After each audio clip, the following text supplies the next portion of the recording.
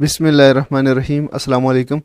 Candle academy Pakistan में खुशामदीद students. आज हमारा लेक्चर नंबर 17 है इलेक्ट्रोमैग्नेटिक इंडक्शन का, चैप्टर नंबर 14 सेकेंड ईयर की फिजिक्स पेट्रोल और केपीके का कोर्स। आज के लेक्चर में हम कंसेप्चुअल क्वेश्चन का दूसरा पार्ट स्टार्ट कर रहे हैं। फर्स्ट पार्ट में हमने पहले 4 क्वेश्चन हमने सॉल्व कर लिए थे और सेकंड पार्ट में भी हम कुछ क्वेश्चन सॉल्व करेंगे। देखते हैं कितने क्वेश्चन हम कवर कर लेते हैं, कम से कम टाइम में कोशिश करेंगे कि ज़्यादा लेंथी वीडियो ना हो। तो स्टार्ट करते हैं। पहला क्वेश्चन, क्वेश्चन नंबर 5 है, explain from E is equal to minus N delta five upon delta T, why is it possible to say that EMF is equal to minus delta I upon delta T. यानी कि rate of change of magnetic flux जो है multiplied by minus N के EMF के बराबर है, और इसको हम रिप्लेस कर सकते हैं delta I upon delta T के साथ। तो हमने इसको लेना है, इस रिलेशन को, और इसमें कन्वर्ट करना है। तो क्वेश्चन में ये गिवन नहीं है, एन नहीं गिवन, तो आप इसको भले ना यहाँ पे ना लिखें, लेकिन एन की वैल्यू 1 है इसलिए नहीं लिखा हो। इससे हमने स्टार्ट लेना है और ये रिलेशन ड्राइव करना है, यानी rate of change of magnetic flux is equal to EMF और rate of change of current equal to EMF। तो ये हमने प्रूव करना है। ये चेंज ऑफ मैग्नेटिक फ्लक्स और चेंज ऑफ करंट दोनों इक्वलेंट है। इसको हम यहाँ लिखते हैं, E is equal to N की वैल्यू यहाँ पे 1 है, तो हम लिख लेते हैं minus N delta five upon delta T. तो ये Faraday's law of electromagnetic induction है। तो अगर हम इसको रिमूव कर दें, ये कांस्टेंट है तो कांस्टेंट को रिमूव कर दें, तो ये बन जाएगा EMF is directly proportional to rate of change of magnetic flux delta T. अब हम ये अगर रिलेशन लें, E इज इक्वल टू यहाँ पे होगा minus N delta I upon delta T, तो ये होगा directly proportional minus N delta I upon delta T. यहाँ पे एन नहीं करें, यहाँ पे आप कांस्टेंट कर दें, सिर्फ कांस्टेंट के। हमने ये प्रूव करना है, ये प्रूव करना है EMF is directly proportional to negative of rate of change of current. Start कहाँ से लेंगे? Faraday's law of electromagnetic induction से। E is equal to minus N delta five upon delta T. तो इसमें हम क्या चीज़ रिप्लेस कर सकते हैं? अगर हम एक कॉयल सपोज करें, एक कॉयल है, सेल्फ इंडक्शन का फिनोमेना आप सपोज करें, जिसमें करंट चेंज हो रहा है और इस करंट के चेंज होने की वजह से EMF इंड्यूस हो रही है, सेल्फ इंड्यूस्ड EMF। तो आप इसको यहाँ से रिप्लेस कर सकते हैं डेल्टा माइनस एन। फ्लक्स को हम चेंज कर सकते हैं किसके साथ? B delta A, B delta A. तो B dot delta B dot A upon delta T. अब चूंकि ये एक सोलिनॉइड है, इसमें से करंट फ्लो कर रहा है, तो इसके अराउंड मैग्नेटिक फील्ड प्रोड्यूस हो रहा है, तो ये बिल्कुल एक सोलिनॉइड की तरह होगा, और इसका जो मैग्नेटिक फील्ड है उसको हम सोलिनॉइड की रिलेशन से रिप्लेस कर सकते हैं। Minus N delta N mu naught I. Solenoid का मैग्नेटिक फील्ड इस तरह से रिप्रेजेंट करते हैं, हमने लास्ट चैप्टर में पढ़ा है, एन म्यू नॉट आई और ए into A upon delta T.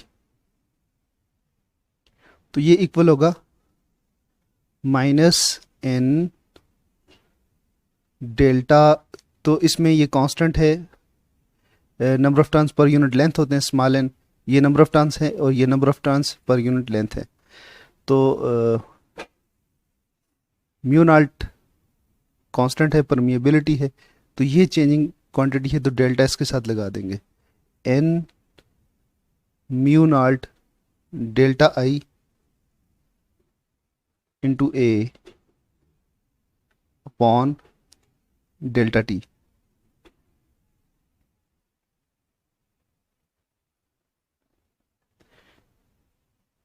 E is equal to, यहाँ पे आपके पास एन है, नंबर ऑफ टर्न्स पर यूनिट लेंथ, और जबकि यहाँ पे आपके पास है नंबर ऑफ टर्न्स हैं, तो हम इसको भी कन्वर्ट कर देते हैं नंबर ऑफ टर्न्स पर यूनिट लेंथ के साथ। तो हमारे पास कुछ रिलेशन इस तरह से बनेगा। इसके लिए हमें एन को एल के साथ डिवाइड भी करना पड़ेगा, मल्टीप्लाइड भी करना पड़ेगा, और ये होगा एन म्यू नॉट ए, एक इस तरफ ले आते हैं, delta I upon delta T इस तरफ ले जाते हैं। कांस्टेंट टर्म सारी एक तरफ इकट्ठी हो गई। अब ये एन अपॉन एल जो है ये एन के बराबर है, नंबर ऑफ टर्न्स पर unit length is equal to small N, जो कि हम सोलिनॉइड के मैग्नेटिक फील्ड का जो रिलेशन है उसमें लिखते हैं स्मॉल एन। तो ये ई हो जाएगा is equal to minus N, N से मल्टीप्लाई होगा तो एन स्क्वेयर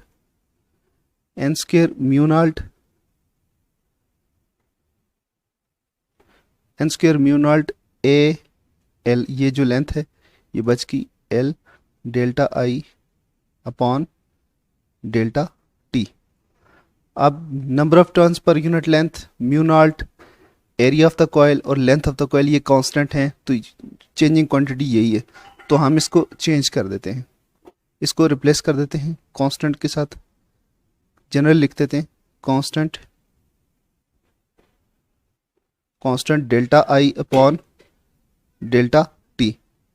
कांस्टेंट को बिटा देते हैं तो क्या बनेगा, directly proportional to minus delta I upon delta T. तो वही जो हमने कहा था कि ये हमने प्रूव करना है, ये रिलेशन हमने प्रूव कर लिया। हमने स्टार्ट कहाँ से लिया था, स्टार्ट लिया था हमने यहाँ से जो क्वेश्चन में गिवन है उससे स्टार्ट लिया, और ये हमने प्रूव कर दिया। लास्ट में हमारे पास ये आंसर आ गया। Rate of change of EMF, induced EMF is directly proportional to rate of change of current. Question number 2 है, show that the relationship E is equal to minus delta five upon delta T is dimensionally correct. तो इस relation के ऊपर जो कि Faraday's law of electromagnetic induction है, यहाँ पे n की वैल्यू 1 है इसलिए n नहीं लिखा हुआ, तो 1 है ये। तो ये डायमेंशनली करेक्ट है, इसके ऊपर डायमेंशनल एनालिसिस हमने इसके लिए परफॉर्म करना है। तो इसको right hand side left hand side को हम कॉलम बना के साथ साथ दोनों को डायमेंशनली प्रूव कर देते हैं कि दोनों की डायमेंशंस एक जैसी हैं। ये हमारे पास दो कॉलम्स है, यहाँ पे हम ईएमएफ की डायमेंशंस यहाँ पे खोलेंगे, चेक करेंगे, और यहाँ पे delta five point delta T rate of change of magnetic flux की डायमेंशंस को ऑपरेट करके देखेंगे, खोल के देखेंगे। तो ईएमएफ ई बेसिकली क्या है, वोल्ट हैं, वोल्टेजेस हैं, तो हम इसको रिप्लेस कर सकते हैं वोल्टेजेस के साथ, वोल्ट के साथ। कलर चेंज कर लेते हैं पेन का, चलें जी ये ले लेते हैं, तो वोल्ट के साथ रिप्लेस कर सकते हैं। ठीक है जी, हम पहले इसको सॉल्व करते हैं, बाद में इसको कर लेते हैं। तो वोल्ट क्या होता है, work done per unit charge, work done per unit charge, ये होता है वोल्ट। और वर्क के यूनिट्स क्या हैं, मजीद इसको एक्सपेंड करते हैं।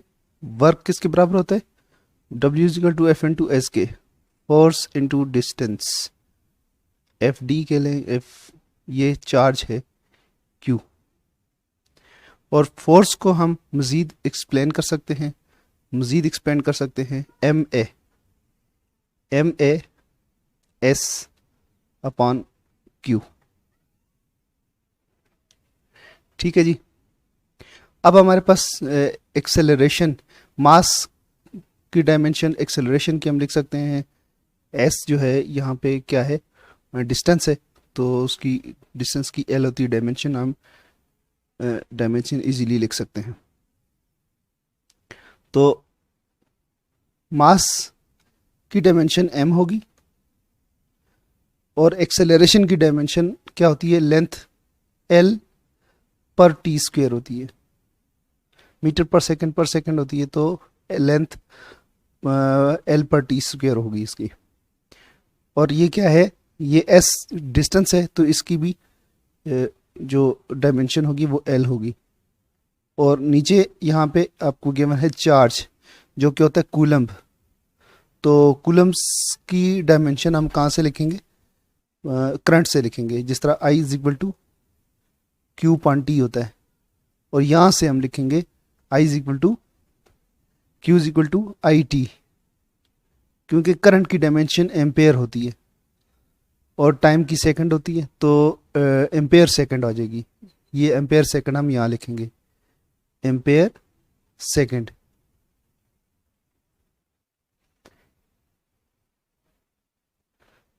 तो सेकंड यूनिट है, उसकी डायमेंशन सेकंड की टी होगी, तो इसको हम ऊपर लेके जाएंगे।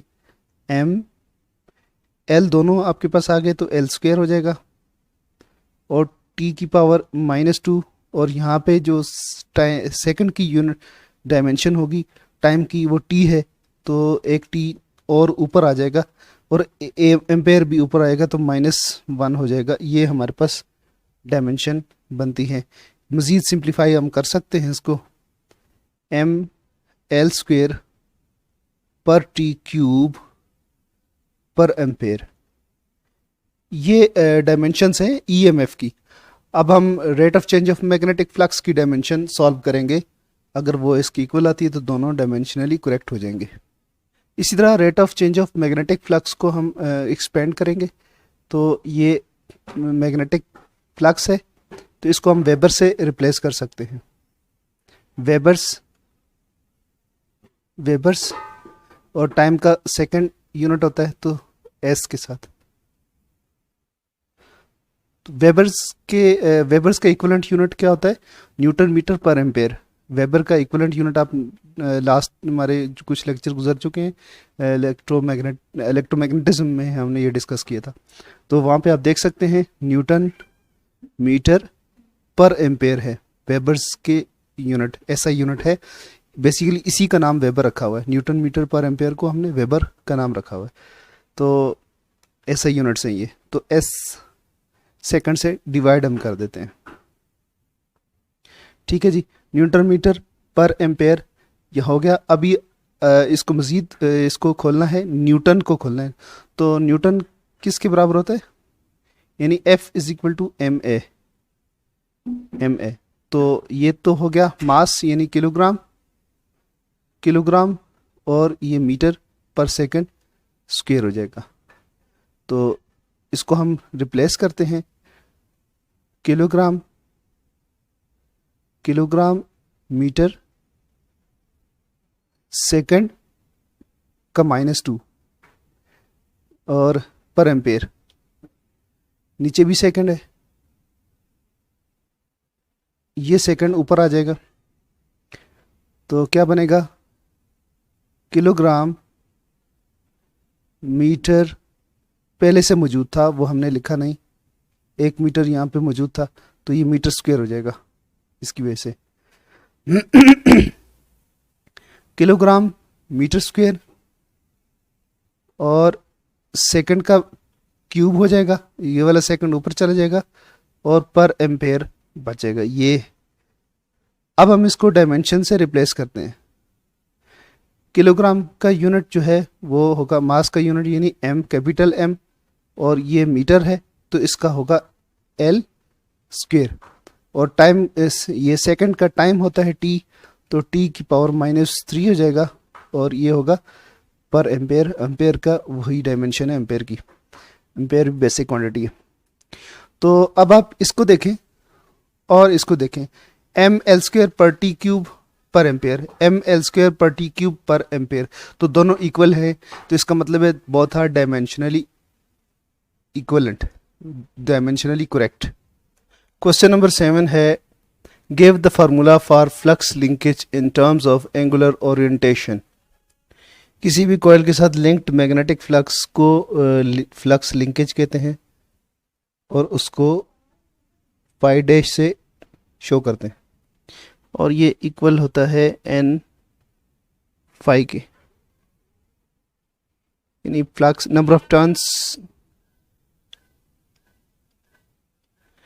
मैग्नेटिक फ्लक्स को हम इस तरह लिख सकते हैं B dot A dot product of magnetic field intensity and vector area, या इसकी हम अगर लिखना चाहें मैग्नीट्यूड तो बी ए कॉस थीटा।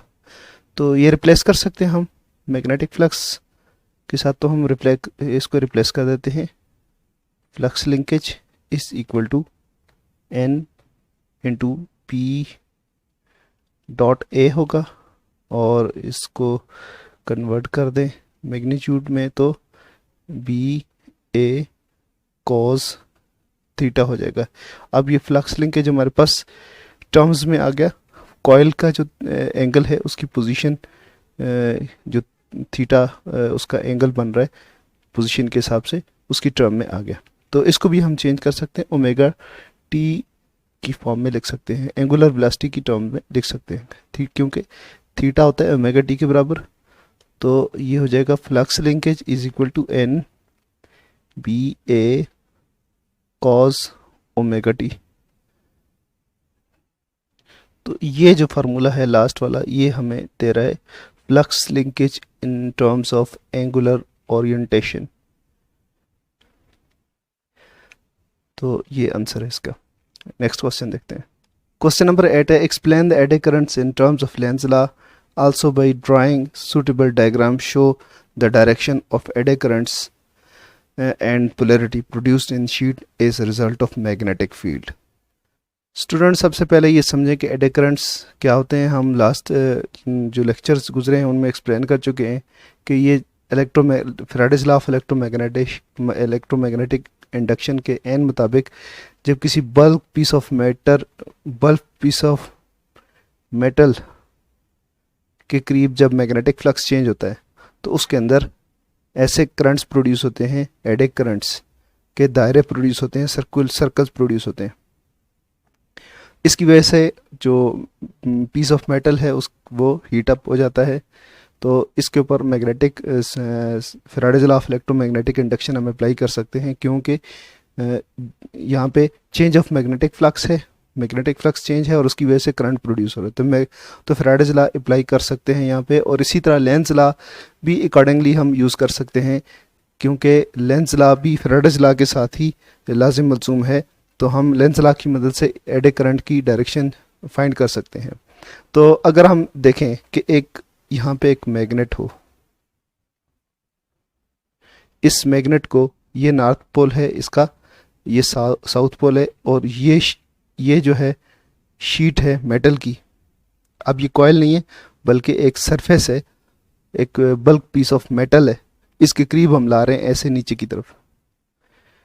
तो मैग्नेटिक फील्ड इसका ऐसे नीचे की तरफ है क्योंकि मैग्नेटिक फील्ड नॉर्थ से जो लाइंस मैग्नेटिक फील्ड लाइंस जो आउट होती हैं वो नॉर्थ पोल से आउटवर्ड ड्रा की जाती हैं।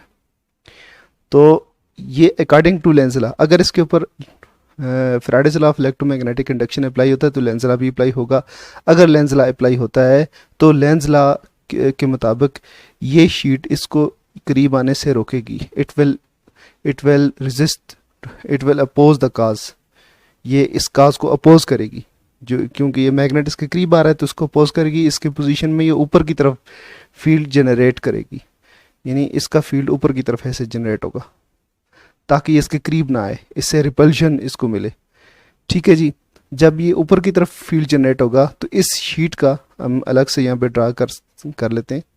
इस शीट का ये वाला पार्ट नॉर्थ पोल बन जाएगा और ये वाला साउथ पोल बन जाएगा। जब ये नॉर्थ पोल बनेगा और ये साउथ पोल, तो ये किस वजह से बन सकता है? ऐसे ही बन सकता है कि यहाँ पे करंट फ्लो हो रहा हो ऐसे सर्कुलर पाथ में और उसकी डायरेक्शन एंटी क्लॉकवाइज हो। तो आप क्या करेंगे, नॉर्थ इस डायरेक्शन में आपने राइट हैंड का जो अंगूठा है वो पॉइंट आउट कर देना है और फिंगर्स को आपने कर्ल करना है। तो आपकी फिंगर्स ये बताएंगी कि अगर मैग्नेट इसके करीब आ रहा है तो इसके अंदर जो मैग्नेटिक फील्ड लाइंस हैं वो इसके अंदर जो करंट है वो एंटी क्लॉकवाइज उसके सर्कल्स होंगे। तो उसकी डायरेक्शन आपको इस तरह से मिल जाएगी। इसी तरह से अगर इसको आप इससे दूर लेकर जा रहे हैं तो ये रिवर्स एक्शन होगा, यानी अब ये दूर जाने को भी अपोज करेगा, तो उस सूरत में ये साउथ पोल ये नॉर्थ पोल बन जाएगा और ये अट्रैक्ट करेगा। इनवर्ड मैग्नेटिक फील्ड होगा तो इनवर्ड यानी डाउन इसकी शीट की तरफ होगा। तो आप अपना राइट हैंड का अंगूठा इस तरफ करेंगे तो फिंगर्स जैसे कर्ल करेंगे तो क्लॉकवाइज डायरेक्शन आपको करंट्स की शो होगी। तो eddy currents are just according to Faraday's law of electromagnetic induction and Lenz law. तो इसकी डायरेक्शन हम इस तरह से एडे करंट्स की डायरेक्शन हम फाइंड कर सकते हैं किसी भी कंडक्टर के थ्रू जब मैग्नेटिक फ्लक्स चेंज हो रहा हो। स्टूडेंट्स आज के लिए इतना ही, बाकी के क्वेश्चन नेक्स्ट पार्ट्स में होंगे। इजाज़त दीजिए, अल्लाह हाफिज़।